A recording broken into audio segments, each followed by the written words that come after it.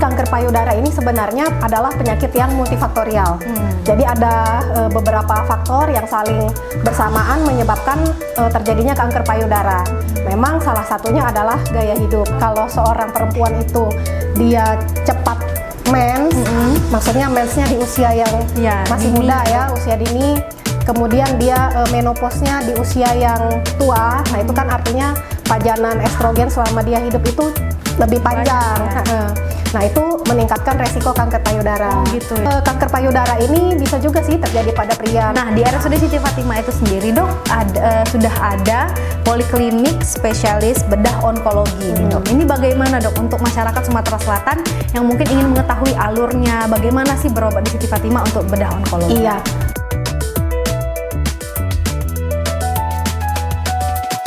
Assalamualaikum warahmatullahi wabarakatuh. Halo Sobat Sifa dimanapun berada, senang sekali hari ini saya Dea Rizky Amalia dapat membersamai Sobat Sifa dalam program Health Journal Tour edisi yang sangat spesial dengan tema kanker payudara akibat gaya hidup. Tentunya hari ini Dea tidak akan sendiri, akan ditemani bersama dokter kebanggaan RSUD Siti Fatimah.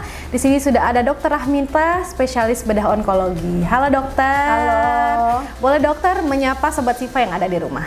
Halo Sobat Sifa, mudah-mudahan semuanya sehat ya. Perkenalkan, saya Dr. Rahmita, spesialis bedah, subspesialis bedah onkologi.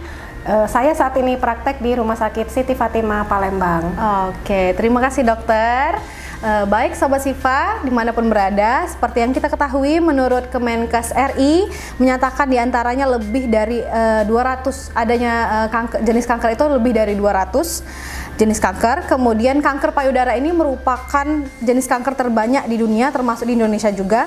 Malah tercatat sebanyak 2,3 juta perempuan di Indonesia itu ternyata didiagnosis kanker payudara ya dok. Dan itu kasus terbaru setiap tahunnya itu mencapai 65.000 setiap tahunnya. Nah ini sangat penting sekali untuk kita kaji, untuk kita ketahui kenapa. Adakah korelasinya dengan kehidupan kita sekarang, pola hidup dan gaya hidup kita. Nanti akan lebih kita bahas lebih detail bersama Dokter Rahmita. Baik, dokter, gimana dok di Siti Fatimah? Baru datang lagi ya dok setelah pendidikan ya dok? Iya, betul sekali. Saya baru selesai pendidikan, kebetulan bulan Agustus kemarin, tapi baru mulai prakteknya sekitar bulan Oktober ya. Oke, jadi dokter ini masih fresh sekali ilmunya ya dok, untuk insya Allah bermanfaat untuk masyarakat Sumatera Selatan. Nah ini dok, kebetulan hari ini temanya kita kanker payudara dan akibat gaya hidup. Apa sih dok korelasi antara kanker payudara dan gaya hidup itu sendiri? Iya, baik saya coba jawab pertanyaannya ya. Jadi kanker payudara ini sebenarnya adalah penyakit yang multifaktorial. Jadi ada beberapa faktor yang saling bersamaan menyebabkan terjadinya kanker payudara. Memang salah satunya adalah gaya hidup, tapi ada juga faktor-faktor lain misalnya seperti keturunan atau genetik ya. Kemudian lingkungan, kemudian ya betul gaya hidup. Jadi banyak faktor-faktor yang menyebabkan terjadinya kanker payudara.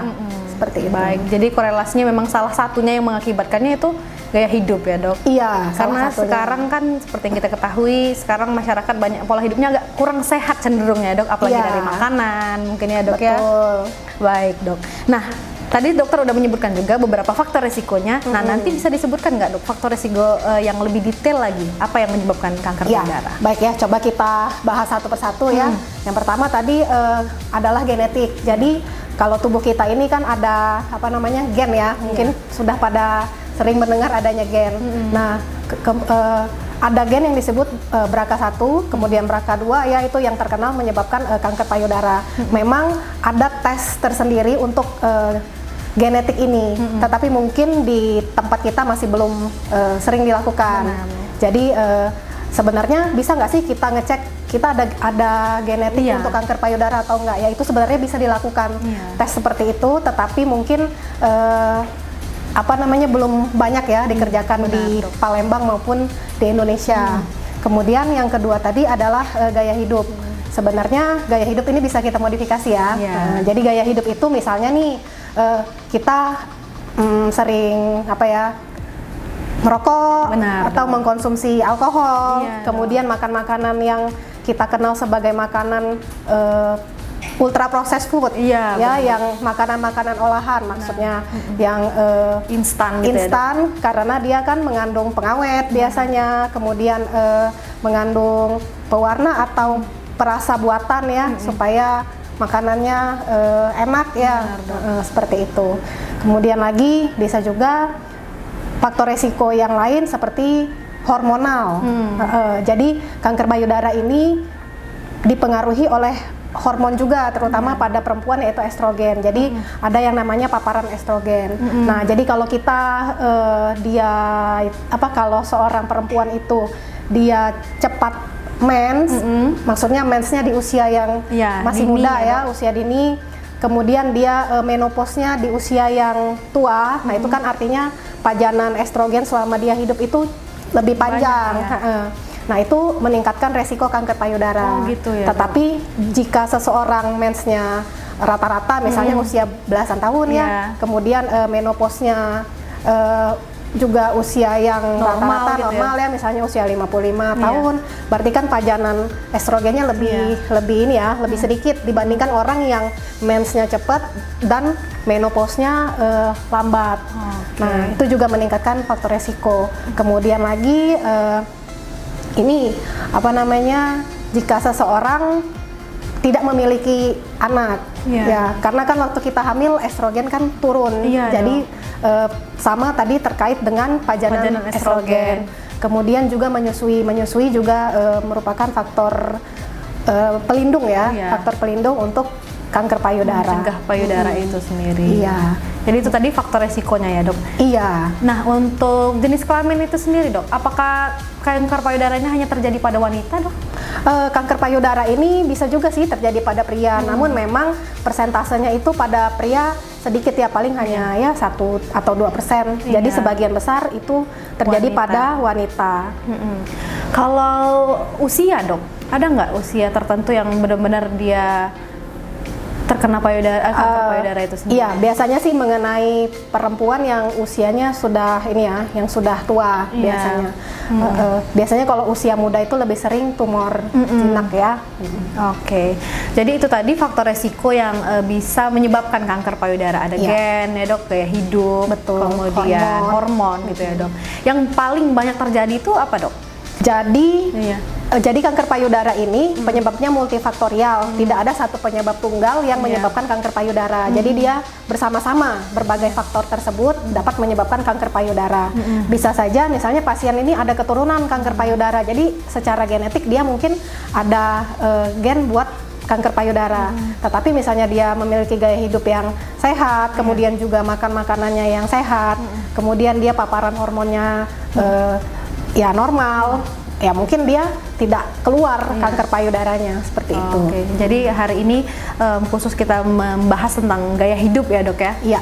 Nah, kalau gaya hidup apa, Dok, yang kira-kira sangat beresiko untuk terkena kanker payudara itu sendiri? Iya, sebenarnya ya yang banyak ini mungkin rokok ya. Walaupun seseorang itu tidak merokok secara aktif, mungkin dia menjadi perokok pasif ya. Kita ketahui kalau di Palembang ya jarang mungkin ya perempuan yang merokok ya. Benar, tetapi mungkin di rumahnya mungkin suaminya kah atau anaknya kah ada orang yang tua merokok gitu ya, Dok? Iya, atau orang tuanya merokok. Nah, jadi otomatis si perempuan ini memiliki pajanan juga kan terhadap rokok. Jadi walaupun dia tidak merokok, tapi ya itu tetap sebagai faktor resiko karena dia kan terpapar racun-racun dari asap rokok tersebut, seperti itu. Kemudian yang kedua tadi ya mungkin olahraga ya. Mungkin kalau kita sehari-hari bekerja seperti ini ya di kantor, banyaknya duduk, nggak terlalu banyak aktivitas fisik, ya kan? Nah mungkin dapat meningkatkan resiko. Jadi sama sih seperti kanker-kanker yang lainnya juga ya. Jadi tetap olahraga itu harus tetap dikerjain ya, walaupun kita sehari-hari sibuk, cuman kalau bisa disempatkan. Benar, Dok. Kemudian makanan, kalau makanan mungkin kita usahakan untuk mengurangi yang makanan-makanan ultra proses tadi, karena ya memang sebaiknya makanan yang ini ya, yang real makanan- food kalau bahasa sekarang. Iya ya, Dok. betul, yang real food, makanan-makanan yang sehat. Iya. Karena memang gizinya segala macam itu lebih baik ya dan lebih lengkap. Nah mungkin ya kalau sekali-sekali nggak apa-apa ya kali ya. Iya, benar, Dok. Tapi kalau berkepanjangan ya mungkin dapat meningkatkan resiko kanker Iya. payudara. Jadi gaya hidup ini kan, Dok, kita tidak bisa menitik ukurkan satu gitu. Jangan merokok tapi nggak olahraga juga. Iya betul Harus ini ya, sekali. harus bersinggungan lah, maksudnya. Betul. Nggak merokok atau harus olahraga juga, Iya, makanan yang sehat juga ya, iya. Dok, supaya menunjang kesehatan kita. Iya betul. Nah, kalau sudah terjadi nih, Dok, kita udah didiagnosis kanker payudara. Nih apa yang harus kita lakukan gitu, Dok? Iya, kalau misalnya sudah didiagnosis kanker payudara, sebaiknya ya kita cepat berobat. Jadi Sobat Sifa bisa mengadakan atau melakukan pemeriksaan payudara sendiri di rumah. Nanti ada slide-nya ya Mbak ya, gambarnya nanti kita tampilkan. ditampilkan. Cara-cara melakukan pemeriksaan dada sendiri atau sadari. Iya. Jadi pemeriksaan ini dilakukan setelah kita selesai mens. Jadi Oh, misalnya iya. kita mens tanggal 1, kemudian selesai mensnya kira-kira tanggal 7. Nah, mungkin Iya. pada tanggal tersebut kita lakukan sadari. Jadi Kenapa, Dok, harus setelah mens itu, Dok? iya, karena pada waktu kita sebelum mens atau waktu mens itu kan payudaranya biasa terasa lebih padat ya. Iya, Karena benar, perubahan hormon. Benar, Dok. Nah, jadi kalau kita lakukan pas payudaranya padat, kadang-kadang ada benjolan yang mungkin kecil, dia jadi tidak teraba karena payudaranya iya, kencang benar. kan. Benar, Dok. Nah, biasanya mungkin yang ibu-ibu Iya. bisa alami sendiri ya. Kalau misalnya kita mau mens itu payudara kan rasanya lebih kencang ya, lebih padat gitu. Nah, itu kalau kita periksa kadang yang kecil jadi kurang teraba ya.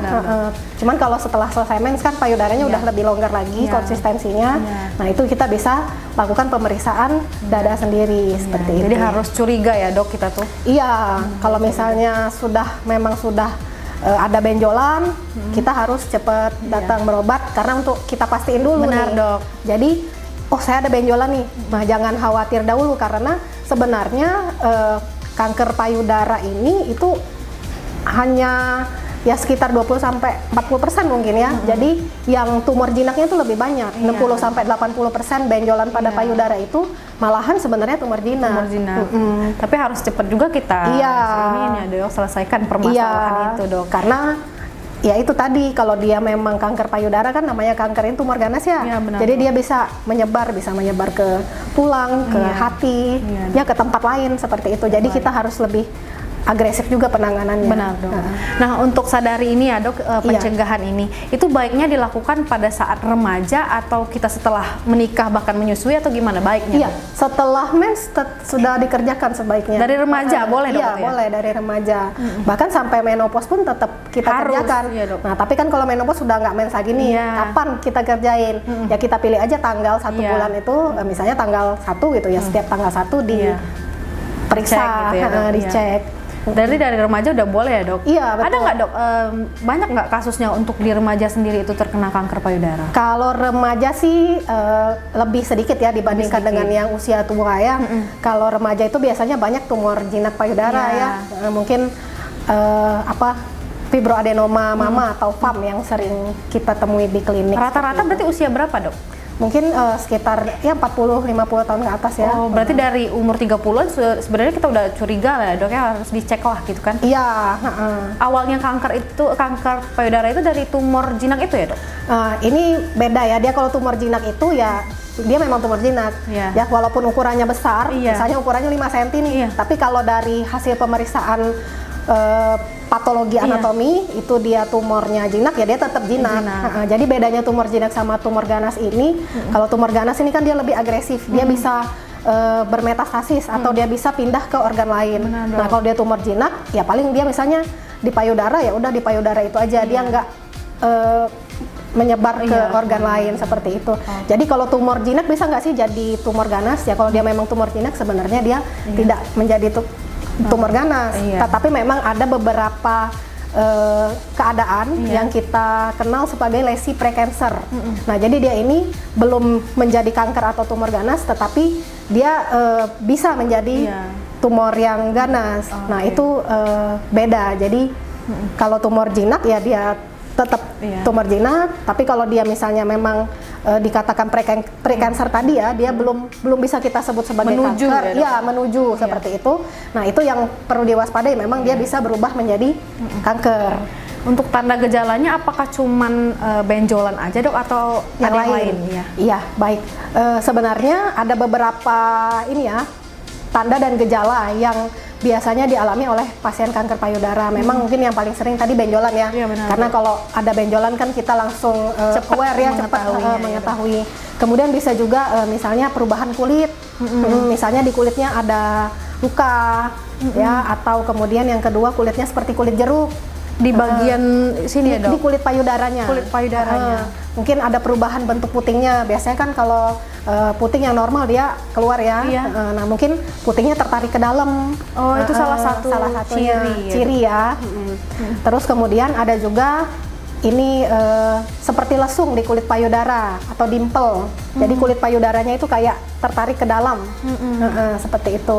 Kemudian bisa juga ada keluar cairan dari puting. Cairannya bisa berwarna kekuningan atau bahkan darah. Oh gitu ya dok. Jadi biasanya memang kalau kita menyusui memang keluar cairan dari payudara, cairan ASI ya.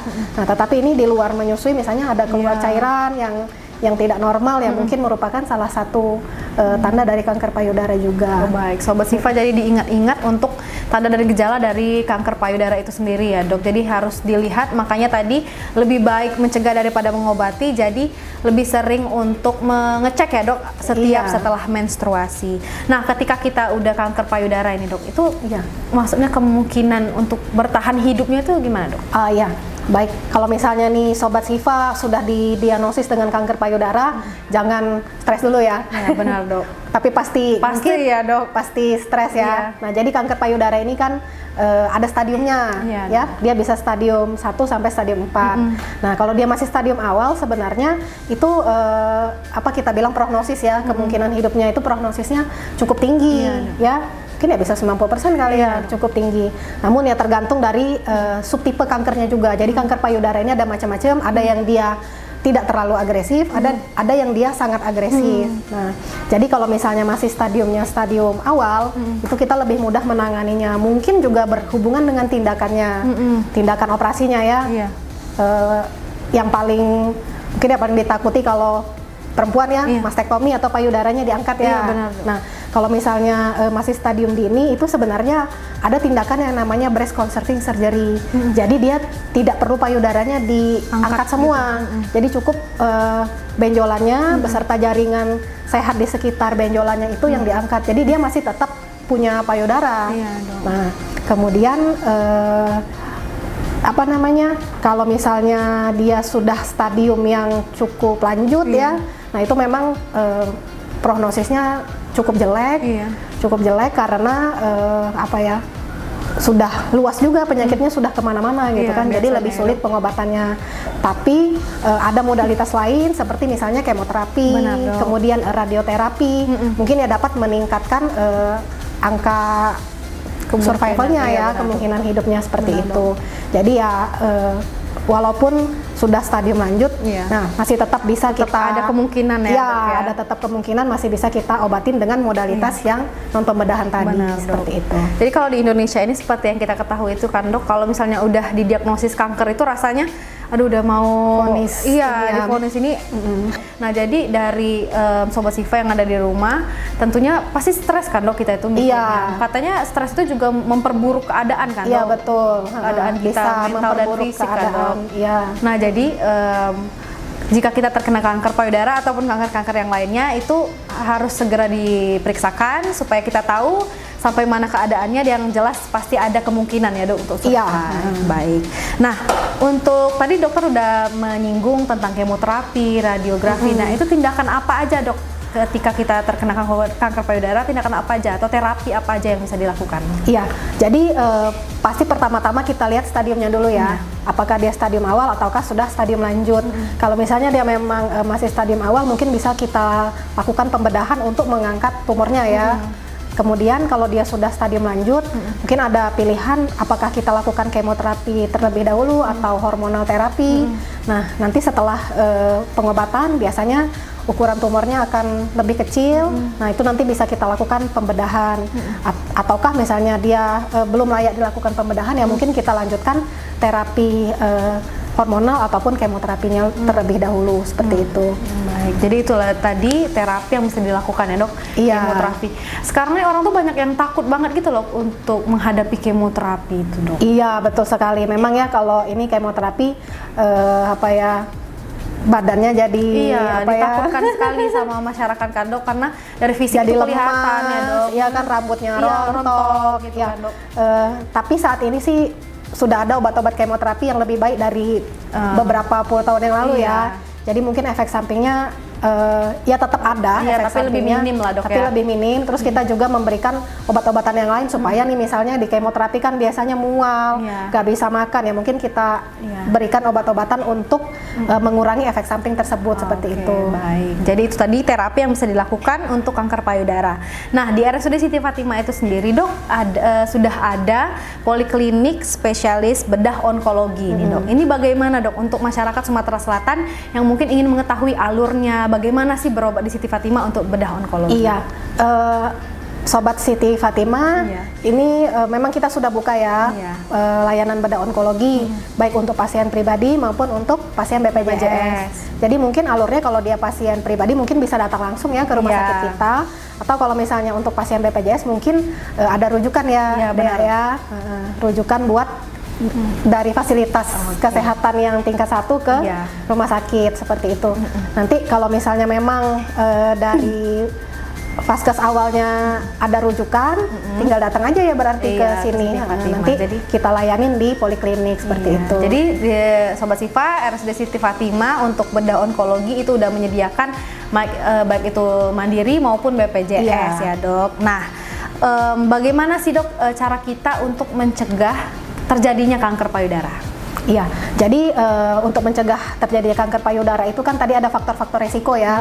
Nah, faktor resiko ini ada yang bisa kita cegah, Iya, benar. ada yang nggak bisa kita cegah. Misalnya nih, yang nggak bisa kita cegah tadi keturunan, ya kan? Kita nggak bisa nih milih, saya nggak mau nih ada Iya, gen ini, benar. kan nggak bisa ya. Nah, jadi itu nggak bisa dimodifikasi. Misalnya kayak keturunan, kemudian yang tadi hormonal tadi, kemudian yang bisa dimodifikasi misalnya apa? Ya seperti makanan, Benar, Dok. ya kan? Kita usahain makan makanan Gaya yang hidup ya, Dok. sehat, kemudian olahraga walaupun kita sibuk ataupun nggak sempet, ya disempet-sempetin ya. Karena kebutuhan kan dok. Iya. Kemudian yang berikutnya itu misalnya seperti faktor hormonal ya. Iya, Dok. Faktor hormonal juga kalau misalnya seperti penggunaan KB atau apa Iya, ya, Dok. mungkin kalau dia memang ada resiko kanker payudara mungkin milih KB-nya yang non hormonal, Oh, gitu ya, Dok. kan, yang tidak ada yang bukan pel lah misalnya, IUD kah atau yang lain ya. Kemudian tidak merokok, Iya. ya, dan juga lingkungan Iya. yang baik, juga jangan jadi perokok pasif. Benar. Ya kan, mungkin seseorang dia nggak merokok, tapi orang di sekitarnya merokok, ya itu tetap jadi faktor resiko. Jadi harus seperti bikin itu. batasan untuk diri sendiri ya dok. Iya. Nah, untuk tindakan yang bisa kita lakukan sebelum pemeriksaan apa dok, selain yang sadari tadi yang bisa kita lakukan? Iya, kan kalau yang sadari tadi itu kita sendiri yang mengerjakan. Nah, kemudian ada juga yang di klinik, pemeriksaan-pemeriksaan yang bisa kerjakan itu antara lain adalah USG, kemudian mamografi, kemudian bisa juga MRI payudara. Nanti yang mana yang kita pilih itu tergantung dari pemeriksaan yang didapat waktu pasien datang ke klinik kita, seperti itu. Jadi yang paling bagus itu apa sebenarnya dok? Tergantung ya. Iya. Bisa kalau untuk usia yang masih muda, yang payudaranya masih kencang ya, mungkin USG Iya, udah bisa cukup baik. Tapi kalau misalnya dia sudah usia yang lebih tua, misalnya di atas 40 tahun, mungkin lebih kita sarankan mamografi seperti itu. Baik. Di Siti Fatimah gimana dok? Udah ada belum layanan mamografi? Iya, di Siti Fatimah ini sebenarnya udah ada ya. Iya. Jadi udah bisa kita kerjakan baik USG maupun mamografi. Oke, jadi Sobat Sifa yang ada di Sumatera Selatan, jikalau ingin memeriksakan payudaranya, kondisi kesehatannya sudah sangat bisa untuk datang ke Siti Fatimah karena kita udah menyediakan peralatan yang canggih tentunya ya dok ya, pelayanan mamografi. Masih baru tuh. Nah masih baru ya dok. Iya. Kebetulan juga dokternya juga masih fresh, ilmunya juga ya dok ya, insya Allah. Jadi jangan takut dan jangan ragu ya dok untuk datang ke Siti Fatimah. Baik, mungkin selanjutnya yang terakhir ini dok ya. Iya. Ada nggak pesan untuk Sobat Sifa yang ada di rumah? Oke, baik, mungkin pesan buat Sobat Sifa itu adalah tetap jaga gaya hidup sehat dan makan yang sehat, serta hindari rokok untuk mencegah kanker payudara. Baik, terima kasih dok. Pesannya Sobat Sifa diingat karena gaya hidup sangat mempengaruhi ya dok. Betul. Kemudian kita juga harus lihat juga faktor resikonya. Jadi banyak-banyak mencari informasi ya dok terkait kesehatan kita. Baik, mungkin itu tadi obrolan singkat kita yang tentunya sangat bermanfaat sekali khususnya bagi wanita-wanita masyarakat Sumatera Selatan yang sekarang zaman udah semakin canggih. Diharapkan untuk selalu mencari informasi, mencari tahu. Harus curiga ya dok terhadap kesehatan kita, karena dari awal dari kecurigaan itu nanti bisa kita lanjutkan, bisa cek kesehatan. Nah nanti kalaupun ada masalah itu bisa diselesaikan ya. Kalaupun tidak ada masalah ya mencegah lebih baik ya dok daripada mengobati. Baik, terima kasih untuk narasumber kita hari ini yang berkenan hadir dokter, bermanfaat sekali informasinya untuk Dea juga, sangat bermanfaat untuk Sobat Sifa juga.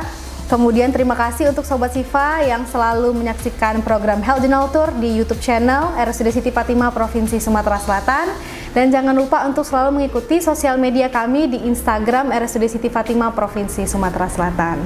Akhir kata, saya Dea Reski Amalia pamit undur diri. Maaf jika ada kesalahan perkataan maupun perbuatan. Saya tutup. Wassalamualaikum warahmatullahi wabarakatuh.